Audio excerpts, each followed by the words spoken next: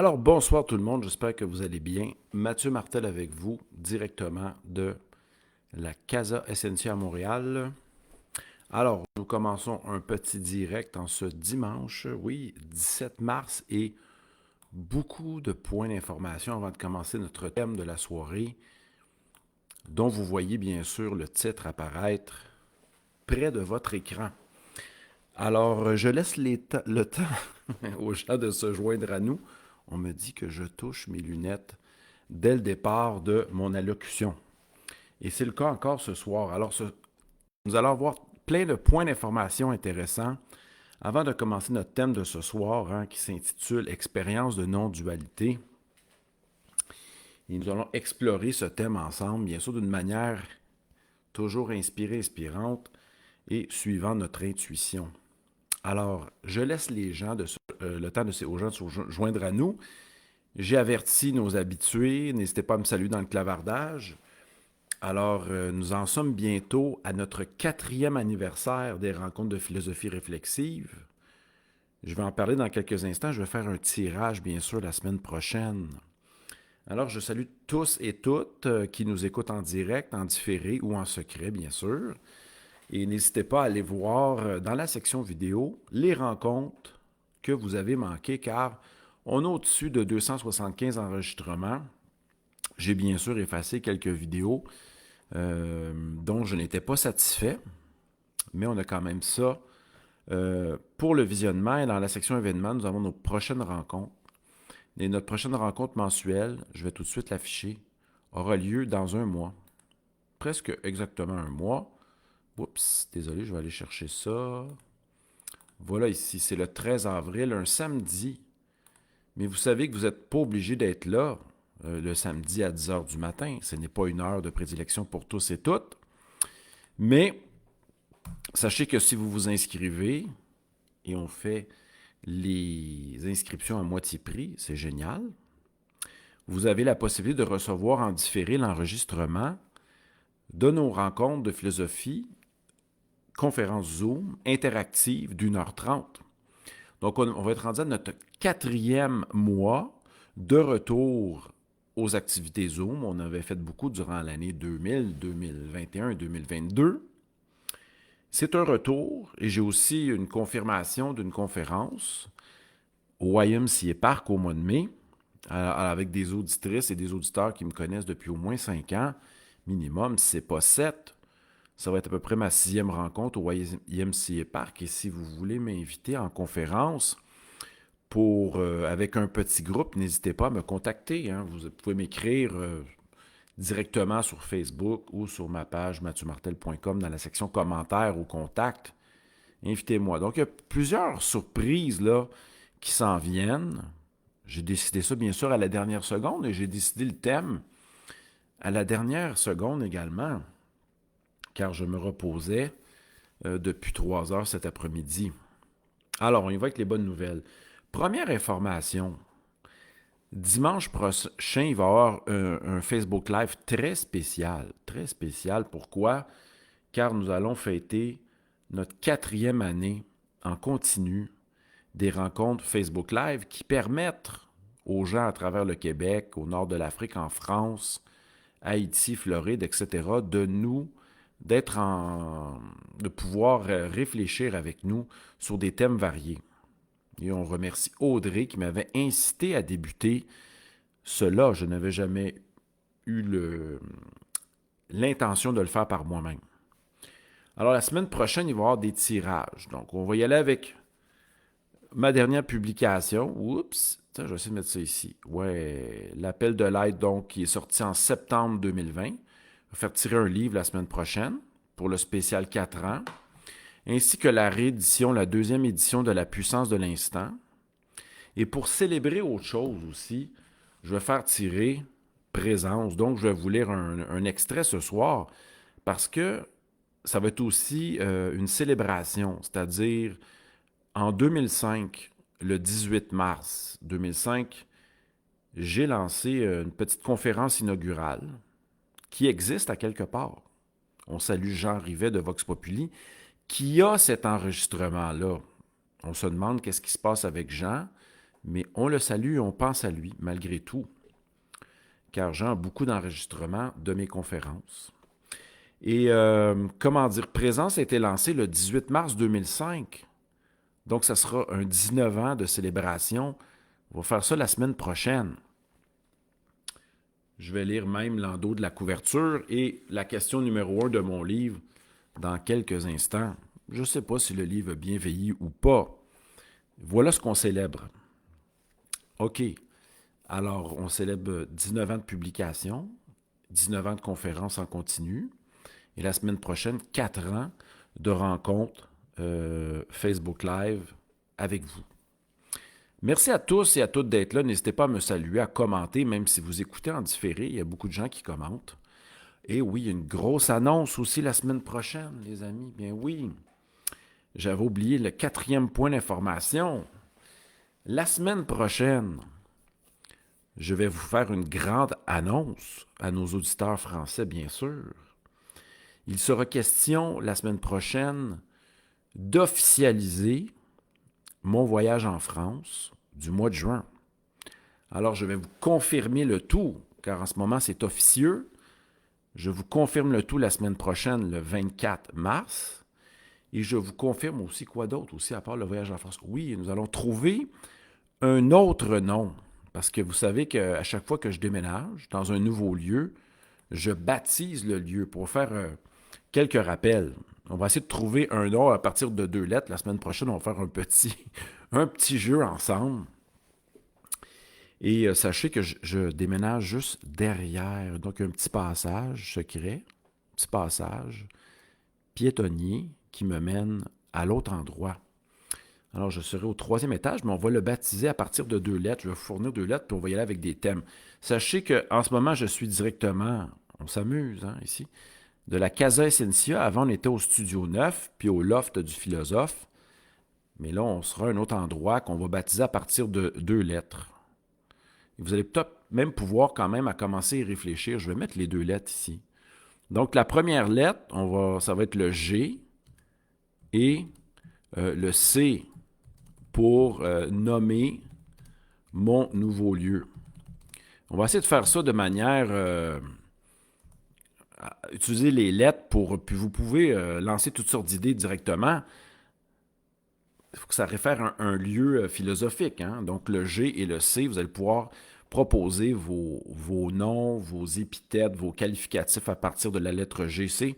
On va confirmer le tout la semaine prochaine. On commence avec notre sujet. Expérience de non-dualité. Je voulais appeler ça aussi entraînement spirituel, mais j'ai déjà fait des éléments sur l'entraînement. Je vais soutenir une thèse ce soir, une thèse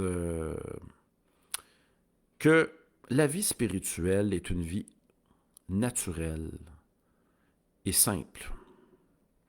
Mais étant donné que nous nous compliquons la vie et que nous nous lançons dans toutes sortes d'histoires complexes et compliquées, et comme le disait Bergson, au lieu de mettre de l'énergie à simplifier notre vie et à être à l'écoute des intuitions qui montent en nous, qui surgissent à notre esprit et qui impliquent bien sûr à la fois le cœur et la tête, première fois que je parle comme ça ici, ce lien entre ce que Platon appelait le thumo-aides et la dianoïa, ou pourquoi pas l'aspect pneumatique.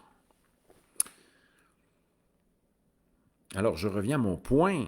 Mon point suivant, la vie spirituelle est un retour à la vie naturelle et à la vie simple. Mais souvent, nous nous lançons dans toutes sortes d'histoires complexes et compliquées. Toutes sortes de quêtes effrénées, de désirs variés, des plus complexes les uns des autres, des désirs quelquefois, comme le disait Épicure, non nécessaires et non essentiels, non naturels. Épicure les nommait, ces quêtes-là, ces 3 désirs-là, ces 3 soifs inextinguibles qu'on ne peut pas éteindre, qui sont la quête de gloire, la quête de richesse et la quête de pouvoir. Quelquefois, nous nous perdons dans toutes sortes de lubies. Et je venais de le dire il y a quelques instants, et je le répète, comme le disait Bergson, au lieu de mettre de l'énergie à simplifier notre vie, nous mettons de l'énergie à quelquefois se lancer dans les ratiocinations, une forme de réflexion incessante, de la suranalyse, et quelquefois nous nous lançons, nous nourrissons nos problèmes, souvent en parlant aux gens qui sont autour de nous, comme si nous avions un besoin profond de nous libérer à travers la parole. Ça peut peut-être fonctionner, mais si on appelle tous nos amis un par un pour raconter la même histoire, est-ce qu'on ne ferait pas en quelque sorte seulement consolider les problèmes, les difficultés que nous vivons? Mais se pourrait-il que ces difficultés-là, ces problèmes, nous ayons un rôle à jouer dans le fait de nourrir ces problèmes, les maintenir ou les alimenter? Souvent, nous voyons les problèmes séparés de nous. Nous avons chacun et chacune des défis particuliers, des enjeux, des défis à relever, des enjeux à résoudre, des problèmes à résoudre. Faut-il faire un effort pour les résoudre? Faut-il réfléchir beaucoup, tomber dans l'analyse? Comment y arriver? Que faut-il faire? Est-ce que nous en faisons trop ou pas assez? Ou nous faisons souvent des actions en manquant la cible, en n'ayant pas de résultat? On se rappellera. Cette phrase-là qui est véhiculée souvent, oui, elle est d'Einstein, bien sûr. Hein? Elle est d'Einstein, cette belle phrase-là. Souvent, nous répétons certaines situations qui ne donnent pas de résultats. Mais nous nous entêtons à répéter certaines actions, pensant obtenir des résultats alors que, fondamentalement, ce ne fonctionne pas à chaque fois que nous tentons ce type d'action. Alors, il serait folie de vouloir espérer des résultats différents en y allant de manière similaire à nos habitudes. J'ai un peu, paraphrasé la citation d'Einstein. Alors, expérience de non-dualité. Nous nous lions avec autrui, nous avons des attentes envers nos proches, amis, amoureux, amoureuses, collègues, les employés qui travaillent pour nous, etc. Nous avons de nombreuses attentes. Nous aimerions que nos désirs soient exaucés le plus souvent possible. Est-ce que nos désirs sont exaucés? Est-ce que notre volonté est faite? La plupart du temps. Quand la situation ou les situations que nous vivons ne vont pas dans notre sens, le sens de nos pensées, de nos désirs, de nos attentes, que se passe-t-il à l'intérieur de nous? Est-ce que nous vivons ce que nous appelons de la souffrance? Est-ce que, à chaque fois que nous sommes contrariés, cela génère de la souffrance? Mais qui dit souffrance dit résistance face au réel. Nous résistons. Comme le disait Clément Rosset, nous avons de la difficulté peut-être à accueillir ce qui est, à observer ce qui est, à ressentir ce qui est, à entendre ce qui est. Et nous emmagasinons dans notre mémoire toutes sortes d'expériences quelquefois difficiles. Nous souhaitons par ailleurs l'harmonie, que notre vie soit fluide. Nous tentons de développer un art de vivre, nous appuyer sur certains principes, faire certaines pratiques, espérant que notre sort ou notre vie va s'améliorer. Est-ce que ça fonctionne? Je ne suis pas là ce soir pour vous proposer des recettes, ni des ateliers, ni vous offrir un mantra à 10 000 $. Pas du tout. Nous sommes dans une rencontre ici, via Facebook Live, une rencontre gratuite, faite dans l'ouverture. Certes, je propose mes livres et je propose des conférences, mais vous êtes bien libre de venir ou de me lire si cela vous inspire. Merci pour vos commentaires. Est-ce que je vous pose une question ce soir? Bien là, je suis dans le préambule de mon sujet. Le conflit que nous vivons dans une relation de couple, dans une relation professionnelle. Écoutez, j'ai toutes sortes d'histoires autour de moi. J'ai un ami collègue au café qui est en pleine séparation amoureuse. Et là, il est fébrile, il est électrique.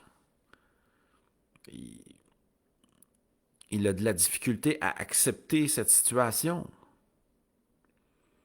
car il a des attentes.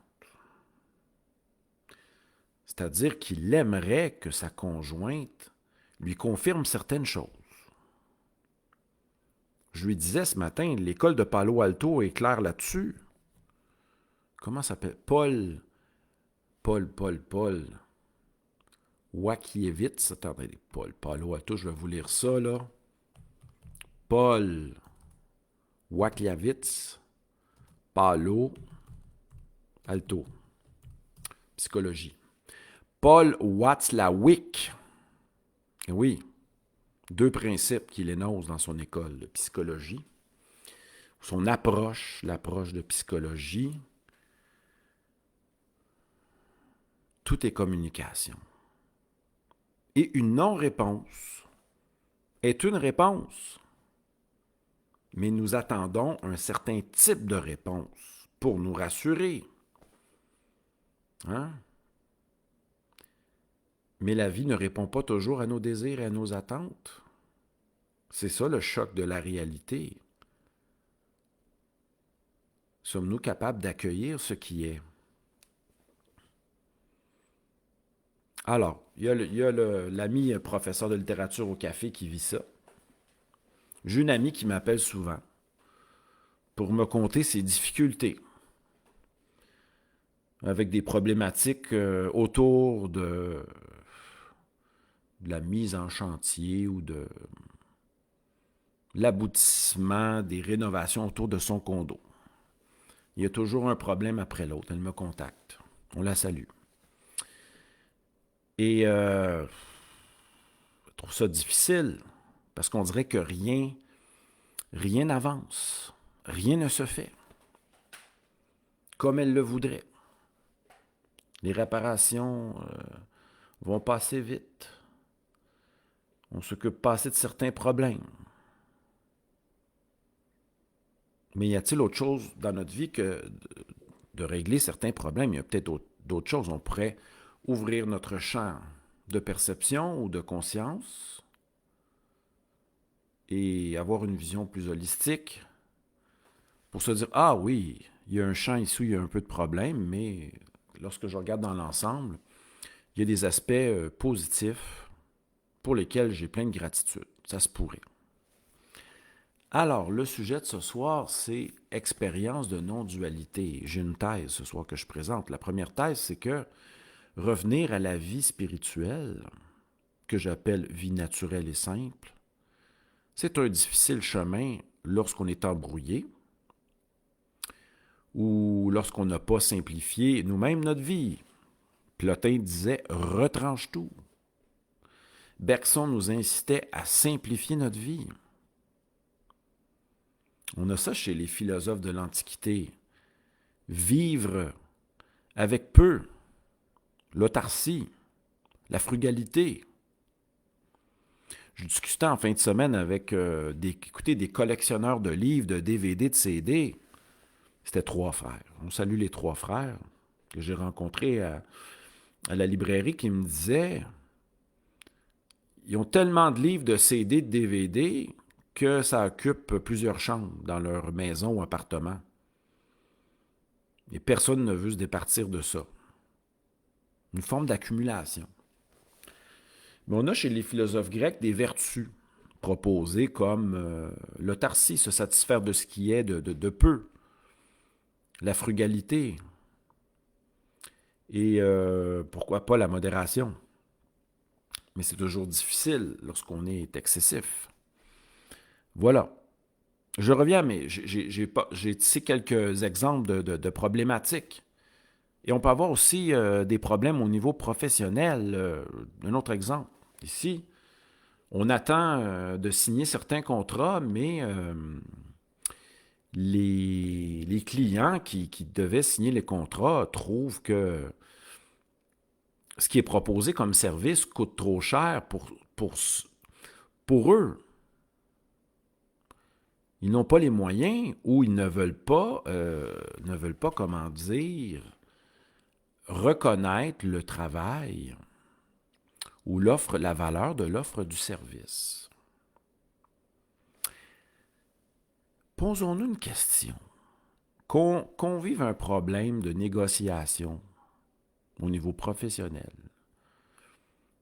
que l'on vive un problème amoureux, que l'on vive un problème amical, le problème que nous soulevons nous concerne. Nous sommes en relation. Nous sommes interpellés par ce problème. Nous prenons part à cette situation. Donc, nous ne sommes pas séparés de cette situation. Qu'est-ce que vous voulez dire, nous ne sommes pas séparés? Bon, on va y aller avec un peu de lecture. Au fond, le maître et le disciple ne font qu'un. Dans votre conflit, vous êtes un avec la personne avec qui vous êtes en conflit. C'est ma deuxième thèse de ce soir. Nous ne sommes pas séparés de la situation que nous vivons, de la problématique de la situation. Mais comment faire pour la régler? Devons-nous prier, pratiquer des mantras, faire 108 salutations au soleil, pratiquer le cri primal, aller voir un psy pendant 15 ans, faire une séance de yoga pour se libérer? Que faut-il faire? Je ne réponds pas à la question. On continue. Au fond, le maître et le disciple, ne font qu'un. Le maître ne dirige pas, ne demande pas au disciple de faire quoi que ce soit. Et là, je vais vous déclarer quelque chose. La personne avec qui vous avez un conflit est un aspect de vous-même. Vous n'êtes pas séparé de cette personne. Souvent, on veut blâmer autrui, chercher un coupable, tenter de raisonner l'autre. Le brasser, voir un médiateur, etc. Nous ne sommes pas séparés, ni d'autrui, ni de la problématique. Cela nous concerne, mais à la fois ne nous concerne pas vraiment. Ça le concerne un aspect de notre moi qui veut peut-être se libérer de manière alchimique. Bon. Le maître ne dirige pas, ne demande pas au disciple de faire quoi que ce soit. Il ne fait qu'éclairer et placer le disciple face à lui-même. Mais attention, votre maître, c'est peut-être la personne avec qui vous avez un conflit. Voulez-vous apprendre quelque chose de la situation et quelque chose de la personne avec qui vous êtes en conflit? Est-ce que vous vous remettez en question, vous réfléchissez un peu? ou vous prenez ce conflit-là de manière personnelle. Ce n'est peut-être pas personnel. Puis à la fois, paradoxalement, ça peut l'être, ça concerne la persona d'illusion. Le maître demeure un autre pour nous-mêmes, tant que nous ne nous assumons pas et que nous ne vivons pas selon notre essence divine. Le maître peut être un chat que nous croisons dans la rue, une chanson que nous entendons à l'épicerie,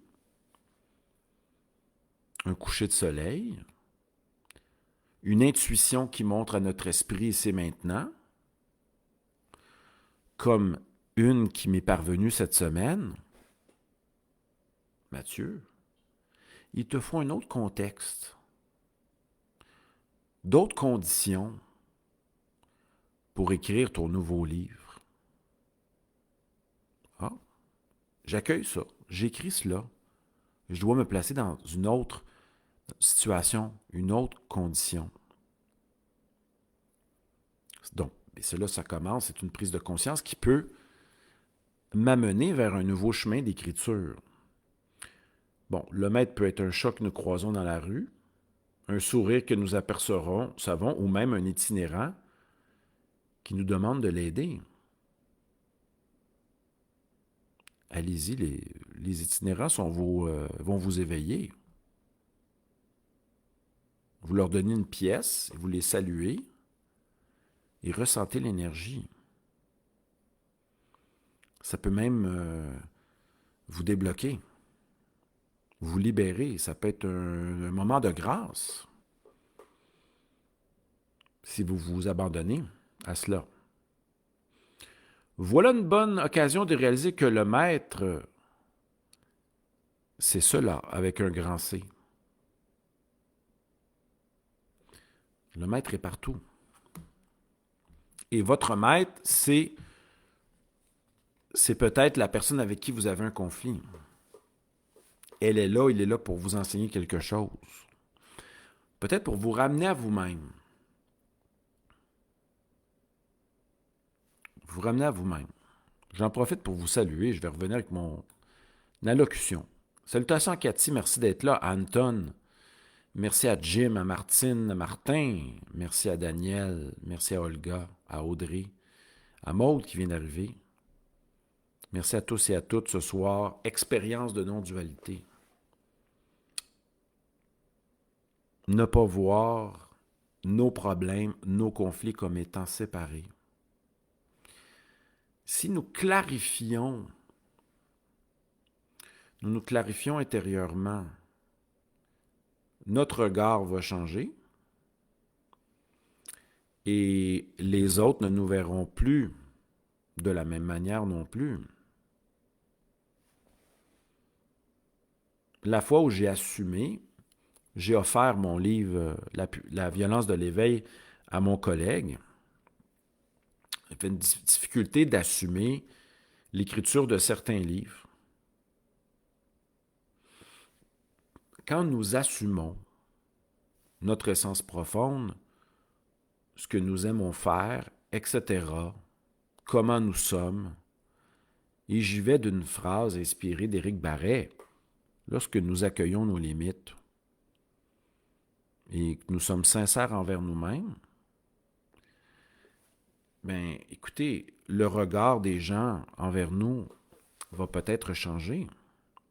Parce que d'abord, nous avons commencé par nous assumer et être sincères envers nous. Je raconte une autre histoire, la fois où j'étais magasinier à l'école du meuble, à l'école Père Marquette. J'ai terminé là en 2008. Écoutez, c'était épouvantable. J'avais des reproches de toutes parts. Mon collègue qui trouvait que je ne travaillais pas comme lui, le directeur et la directrice qui me tombaient sur la tomate. Et là, je me suis posé une question. Suis-je à ma place? C'est ça la question. Suis-je à ma place? Ici, maintenant? Je dis non. Je veux enseigner la philosophie. Et à partir de ce moment-là, sachant qu'il me restait, je crois, 2 mois, même pas à peine, mon entrevue était au mois de mai, si je ne m'abuse, et je quittais rapidement, je crois que c'était au mois de juin. Tout s'est placé parce que lorsque nous avons des difficultés, des problèmes, on peut se poser la question suivante. Suis-je bien dans cette situation? Est-ce que cette situation-là me convient et elle est parfaite? Si la réponse c'est non, le chemin est ailleurs et le chemin sera guidé par une prise de conscience.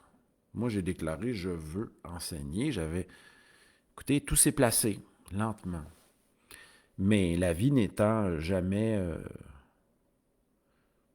étant toujours en mouvement, nous avons à chaque instant, à chaque moment de notre vie, je crois, à nous repositionner sans cesse. À un moment donné, j'ai pris une pause des Facebook Live, j'avais besoin d'une pause. Il faut être sincère envers nous-mêmes. Ne pas avoir peur que les choses cessent, mais être fidèle et sincère à son être et suivre le chemin des intuitions qui vous guideront. C'est sûr que c'est pas évident, l'inconnu, l'inattendu, l'incertitude et tout ce qui est même invisible. C'est pas évident. Alors, que nous reste-t-il? Il nous reste le fameux cogito de Descartes, comme point de départ, comme certitude. Je suis, j'existe. Et quelques questions. De quoi ai-je le goût, profondément, dans tel aspect de ma vie? Qu'est-ce qui m'inspire? Qu'est-ce qui me stimule profondément? À quoi je me sens appelé?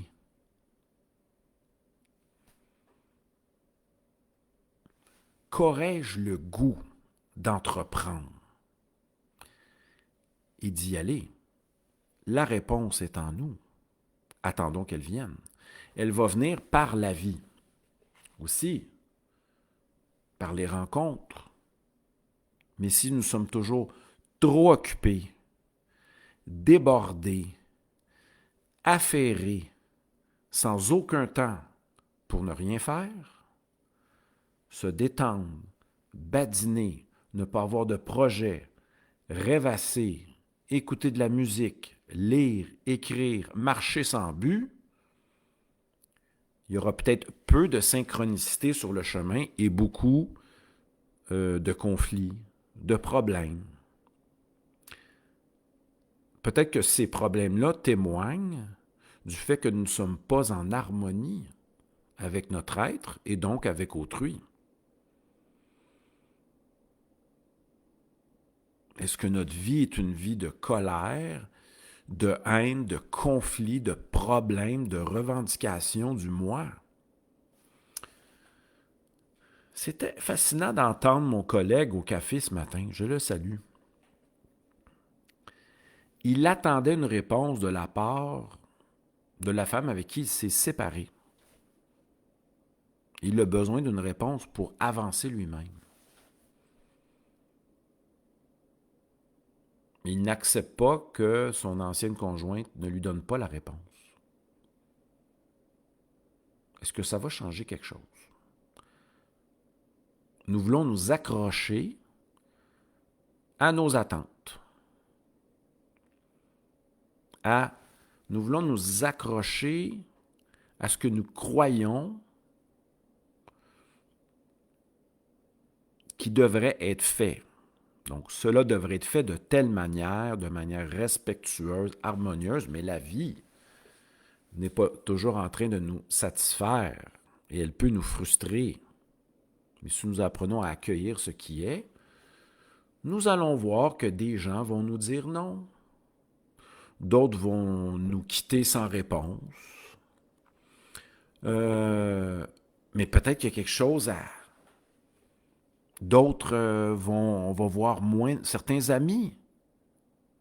Mais si on est conscient, on peut se rendre compte que d'autres amis ont pris la place ou qu'on échange davantage de manière plus harmonieuse avec d'autres personnes. Et que là, nos orbites, et ça c'est une belle citation de Neil Peart, je vais essayer de la trouver, le batteur de Rush, Neil Peart, j'avais vu ça hier, citation, orbite, c'est tellement beau.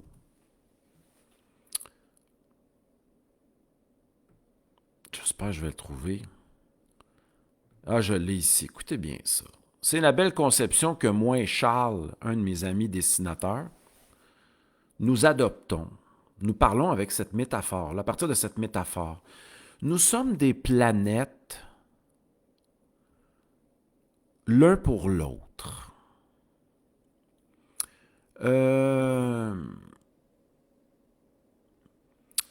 Tournant dans une orbite jusqu'à une brève éclipse. Chacun de nous, un monde en soi, seul mais à la fois ensemble, comme deux navires qui se croisent. C'est tellement beau. C'était celui qui écrivait les chansons du groupe Rush, le défunt batteur de rock Neil Peart. Les orbites. Avec certains individus, il y a des orbites on se rapproche, comme deux planètes qui se rapprochent, on se voit davantage, on se croise davantage avec d'autres, les orbites prennent une autre direction. Sommes-nous capables d'appuyer ces changements-là? Car nous n'avons pas le contrôle de rien. Mais si on se pose les vraies questions, moi je vois davantage Charles ce temps-ci, et c'est fluide et harmonieux entre nous et nous faisons des prises de conscience. Sommes-nous capables d'accepter ces croisées des chemins, chaque croisée des chemins a un certain rythme.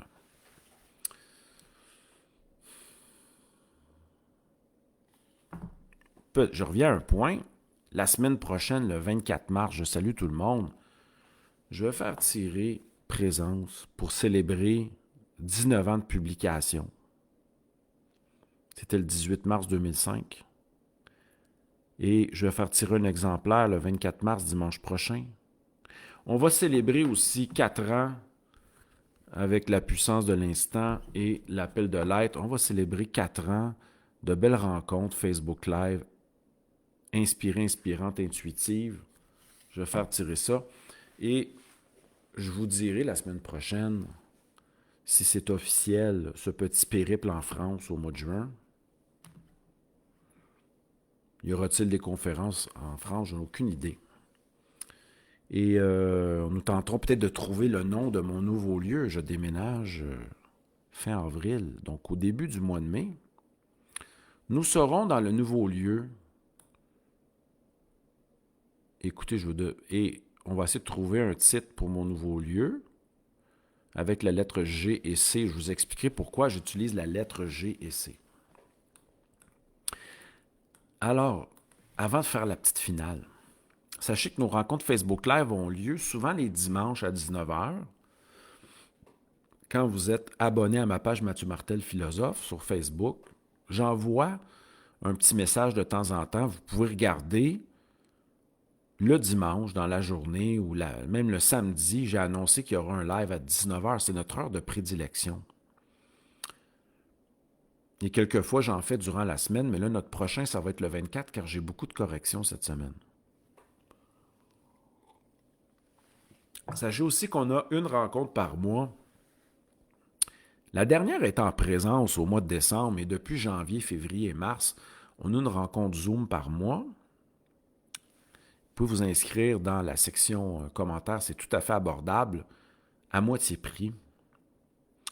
Et on était 9 l'autre fois, 9 au mois de janvier, 6 au mois de février. Et vous pouvez écouter les rencontres, vous avez un mois pour les revisionner.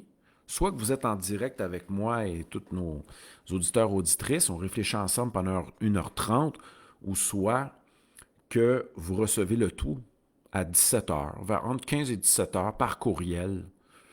Et vous allez pouvoir le revisionner chez vous pendant un mois. Alors voilà. Alors ce soir, ce que je voulais amener comme questionnement, c'est de ne pas se sentir séparé.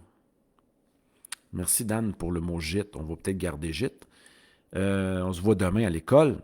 Je voudrais qu'on voit justement comme un défi spirituel les conflits que nous vivons.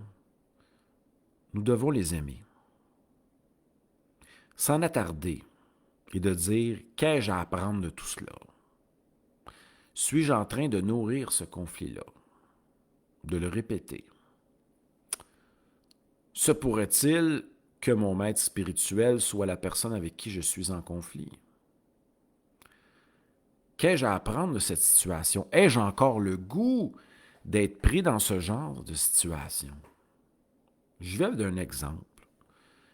Vous voulez des relations amicales où il y a écoute et dialogue. Premièrement, avez-vous affirmé que l'écoute est quelque chose d'important pour vous?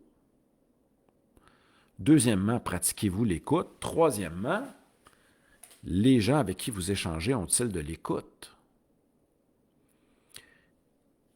Et pourquoi acceptez-vous qu'il n'y ait pas d'écoute? Pourquoi endurez-vous une relation où il n'y a aucune écoute? Il se peut aussi qu'il n'y ait aucun point de rencontre entre deux individus, car peut-être que le fond de toute chose, c'est la conscience et la vibration. Il se peut qu'on ne soit pas sur le même aspect vibratoire. Il se peut que nous nous rejoignons sur certains aspects vibratoires et pas d'autres. Forçons-nous les choses à vouloir que quelque chose fonctionne? Pourrait-on y aller avec la voie de l'aisance, de la facilité? Un autre exemple, je trouvais ça difficile de louer des salles pour faire des conférences. Ça devenait peut-être un peu fastidieux, un peu lourd. J'ai lancé l'offre. J'aimerais qu'on m'invite. Et j'ai eu une invitation. Même une deuxième, mais c'était un peu trop loin. Et là, on doit se repositionner. La voie de la facilité, la voie de l'aisance. Soyons sincères et clairs avec nous-mêmes. De quoi ai-je le goût profondément? Qu'est-ce qui me fait vibrer? Avez-vous entamé ce chemin? Êtes-vous en train d'ouvrir ce chemin? Ou vous êtes peut-être sur un vieux chemin qui ne vous convient plus. Alors, je vous remercie tous et toutes pour cette petite rencontre qui dure entre 30 et 45 minutes. Des fois, je vais jusqu'à 50. J'espère que vous avez apprécié directement de la Casa Essentia. On va rebaptiser le nouveau lieu. Daniel a parlé de G pour gîte. C pour, on verra pour un autre terme. Merci à tous et à toutes. Sachez que la semaine prochaine, n'hésitez pas à partager si vous avez apprécié. Et ceux qui nous écoutent en différé, sachez que la semaine prochaine, il y aura 3 tirages. Donc, toute personne qui me fera un petit bonjour dans le clavardage pourra participer. Je vais faire même un tirage en ligne de ces 3 bouquins sur mon œuvre complète qui est de 6 bouquins. Donc, je vais tirer 3 beaux bouquins la semaine prochaine pour célébrer des petits moments. Alors, au plaisir, et on espéra aussi nous voir, ben oui, sur la conférence que je n'ai pas nommée. Réflexion sur le sens de la vie et de la mort. On ne parlera pas juste de la mort. On va parler de ce que la mort représente pour nous. Les expériences de mort que nous avons vécues, directement et indirectement. Et qu'est-ce qui se cache derrière le mot sens? Y a-t-il plusieurs occurrences qui se cachent derrière ce terme-là, sens? Il y en a au moins 4. Mais Et quel est le sens de la vie? Et nous verrons aussi la réponse de certains philosophes face à cela. Y a-t-il un sens à notre vie? Devons-nous l'inventer, le créer, le trouver? Est-ce que c'est le même sens pour tous et toutes? Voilà notre réflexion mensuelle sur le sens de la vie et de la mort. Et de la mort, il y a cette belle réflexion de Sioran que j'ai mis dans le résumé. Écoutez bien ça, tellement que c'est beau. N'est-ce pas Sioran qui disait que la vie inspire plus d'effroi que la mort? C'est la vie, le grand inconnu. Je vous invite à aller écouter ma vidéo qui s'intitule « Vivons-nous vraiment ?» Merci à tous et à toutes. Portez-vous bien. N'hésitez pas à mettre des petits commentaires, à partager. Vous avez apprécié. Merci à tous et à toutes d'avoir été présents et présentes. On se revoit la semaine prochaine, le 24 mars, pour une nouvelle rencontre. Prenez soin de vous. Tel le disait Socrate. Était-ce le Socrate de Platon? Le Socrate de Xénophon? À la prochaine.